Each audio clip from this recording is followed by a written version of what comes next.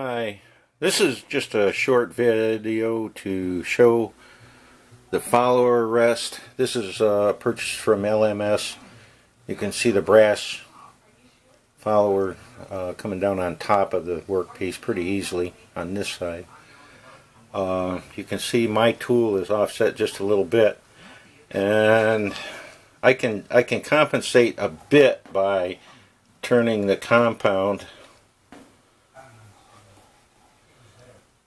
over, if that helps you. Sorry for the jerky camera movement, but there you go. I hope that comes out clear enough for you. Thanks.